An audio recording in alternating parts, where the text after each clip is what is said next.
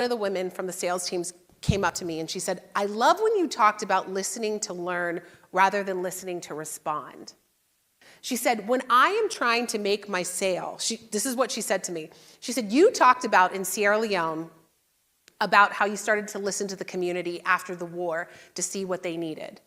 So just to give you a little background, when I went to Sierra Leone, after I saw what was happening, my family are the leaders in the community. They run a chiefdom of 70,000, my uncle the president in the country at that time. So I'm seeing what's happening, right? And I started to really listen.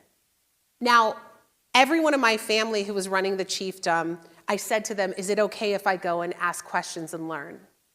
The women in the community said, we need water. We need clean drinking water. We walk miles a day to the well to get to the river to get water. It's often contaminated. We need more wells dug. I went and spoke to the children in the community. They said, we need light. We need solar lanterns so we can see, so we can do our homework at night.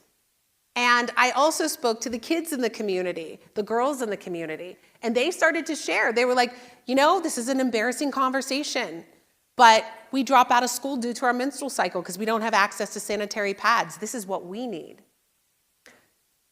The woman in Florida said to me, when you gave those examples about Sierra Leone, she said, what I realized is when I get on a sales call, I'm only going for what my goal is. I forget to listen. She said, I'm often thinking, this is what I can do here. This is what I can give them, but I don't even know what they really need. She said, when you talked about going into Sierra Leone, you talked about your American mindset and really learning what's needed over there. You had your assumptions, and then you're like, wait a second, let me really learn.